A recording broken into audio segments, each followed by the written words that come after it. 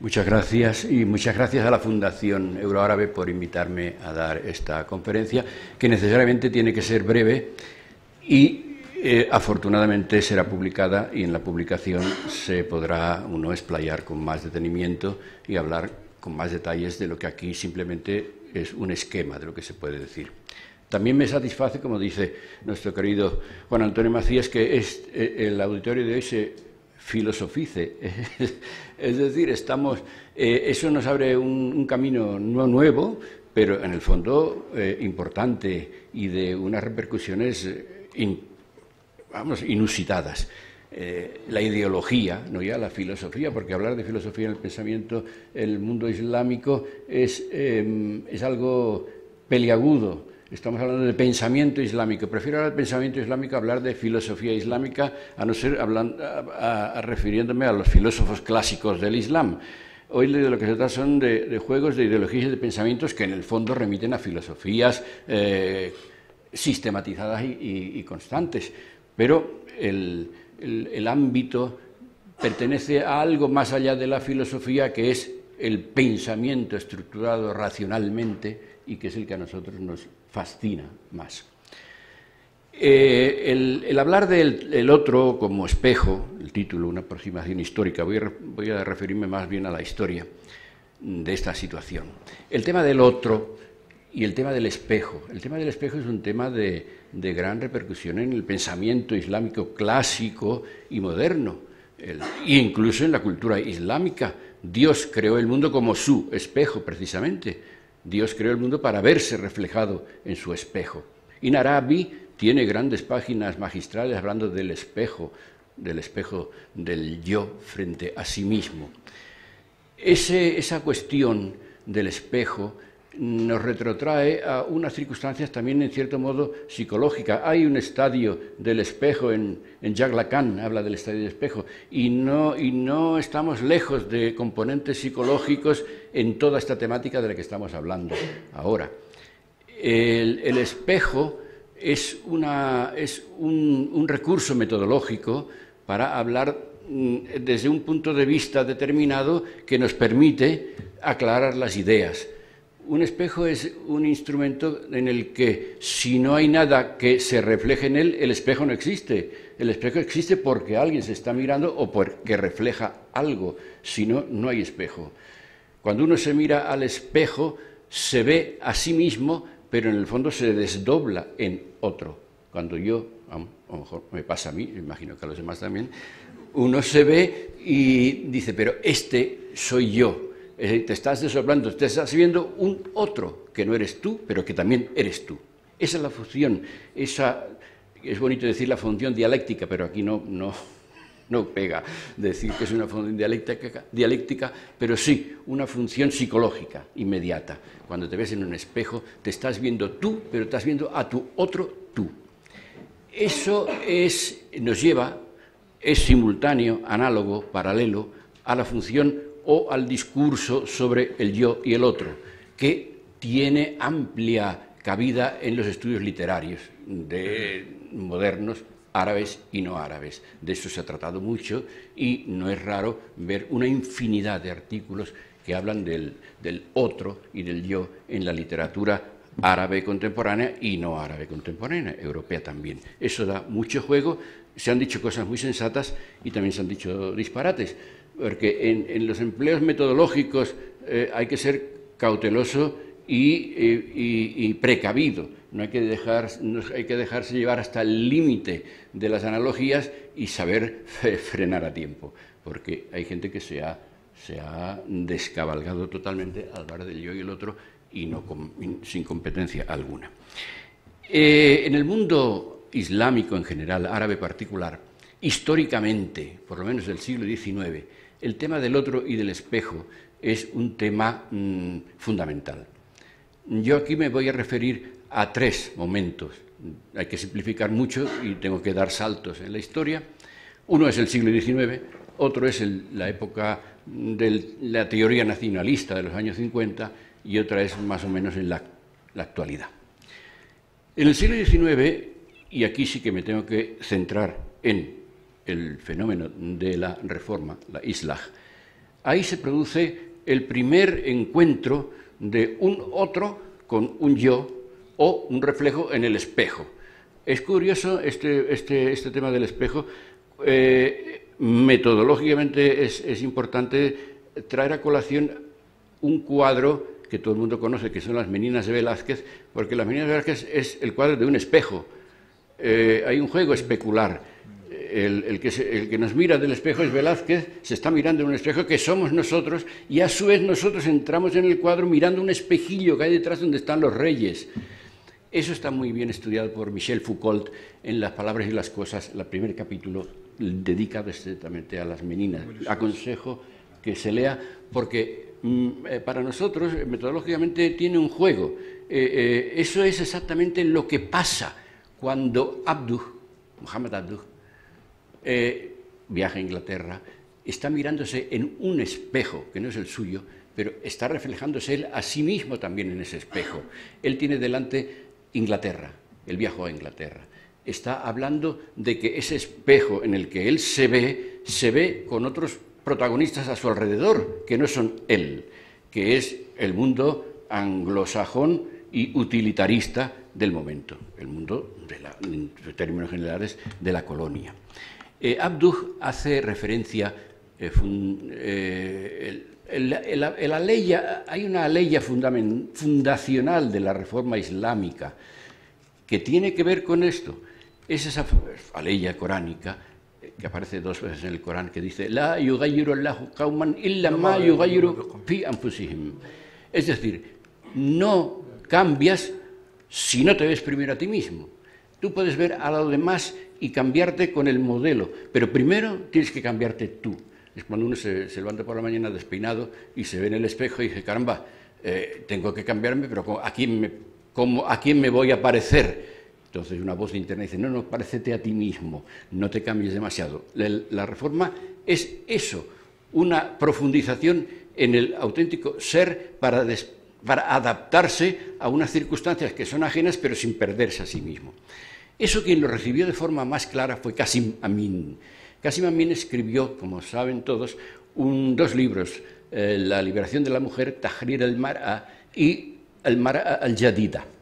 Yo traduje por primera vez al castellano La mujer nueva, la nueva mujer, fue presentada en el Instituto el Instituto Egipcio en el año 2000, centenario de la publicación, porque La mujer nueva o La nueva mujer se publicó en 1900, justamente cuando en Europa Freud publicaba la interpretación de los sueños. Esto no es baladí la comparación, ni la traigo por los pelos. Es que el caso de Freud, los sueños también, la protagonista son mujeres. El mayor porcentaje de pacientes de Freud que acudían a su diván eran mujeres.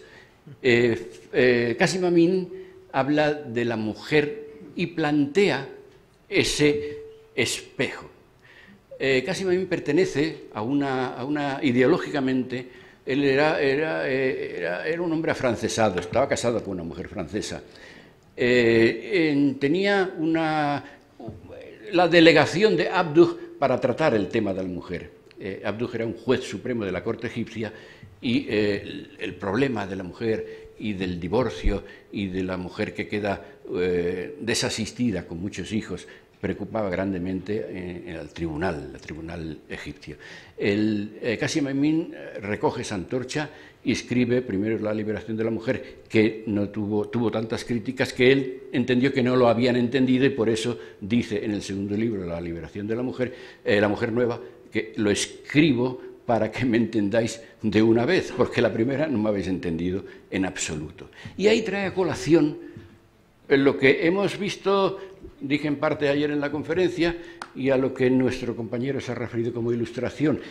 Justo la primera página de la Nueva Mujer dice: Europa sufrió una ilustración en la que fueron destruidos los poderes de la Iglesia, de las supersticiones y de las creencias infundadas.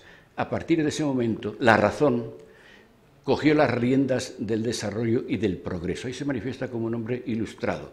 En América produjo la liberación de la esclavitud y en Europa produjo la Revolución Francesa. A partir de ahí, Amin presenta el cuadro, la imagen, para que la mujer árabe egipcia se vea reflejada. Es decir, mira, curiosamente, Amin, el espejo que presenta para que la mujer se mire en él, la mujer egipcia, es el cuadro de la mujer norteamericana y en parte inglesa. Él leyó con gran interés y párrafos de su obra los reproduce casi en el libro, a la obra de John Stuart Mill, que se titula The Subjection of Woman, la sujeción de la mujer. Él recoge esa de la literatura inglesa, pero sobre todo presenta imágenes de la mujer norteamericana. Y dice, fijaos, en el lejano oeste americano, la mujer, por necesidades de avance territorial, ha tenido que ser clériga, jueza y periodista. ¿Por qué nosotros no podemos hacer eso? Nosotros queremos una revolución intelectual en Egipto semejante a la que se ha producido en Europa, y dentro de ella aparece el papel de la mujer y su desarrollo.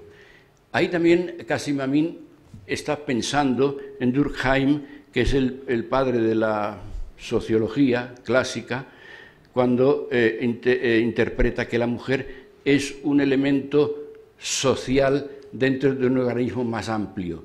Es una teoría, se le llama teoría organicista de la sociedad, y alguien ha dicho que es el padre del feminismo egipcio. Bueno, no es el feminismo como se conoció después, es el promotor del papel de la mujer egipcia. Ahí estaba, por tanto, llevando a cabo una especie de remodelación en el juego de lo que tú eres, de lo que tú debes ser, de cómo te ves y cómo te ven. En el libro habla del velo, etcétera, pero tampoco da tiempo a extenderse en ello. En la época de Amin, en general, lo que reflejaba y lo que muchos reformistas traían a colación era el tema candente, el tema más espinoso y más hiriente, el ta'ajur o el taqaddum. Nosotros somos atrasados, los otros son adelantados. Eso lo reproduce Shakib Arslan, hablando claramente de eso. En 1900, Shakib Arslan murió en el 47, fue el primer representante del mundo árabe en la Sociedad de Naciones. Él habla ya del mundo oriental atrasado, del mundo occidental adelantado. ¿Dónde hay que mirar? ¿En quién hay que fijarse para adelantarnos? ¿Podemos nosotros mismos hacerlo por nuestras propias fuerzas o hay que mirarse en otro para hacerlo?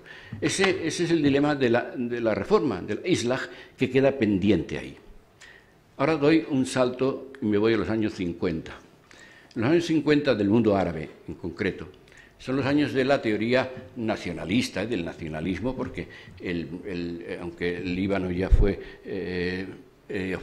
independiente en el 46, el mundo magrebí en el 53, la primera independencia libia, a la que siguieron la de Túnez, Marruecos. El nacionalismo árabe tenía también un modelo, una imagen externa. Esto es muy amplio y muy complejo. No voy a meterme en ello, sino en un aspecto particular de ese espejo, que es el aspecto literario. Hemos hablado de literatura y últimamente ha aparecido un magnífico libro, no lo digo porque haya colaborado yo en él, sino que ha sido coordinado por la doctora Mónica Ríos como homenaje a nuestra querida maestra fallecida Leonor Martínez en Barcelona, esposa de don Juan Bernet. Ahí le hicimos un homenaje y ahí yo publiqué un artículo que habla de ese aspecto de la literatura, como mirando la función de la literatura, como mirando a la función de la literatura en Europa, en concreto en Francia. Y en concreto, quien lleva a cabo esta transformación y esa mirada especular es una revista, la revista Al-Adab, que conoce muy bien nuestro querido profesor libanés aquí presente. La revista Al-Adab fue fundada en 1953 por Suhail Idriss, que imagino que sigue vivo, aunque será ya muy mayor. Sí, es que sí. Suhail Idriss estuvo en Francia. Bien.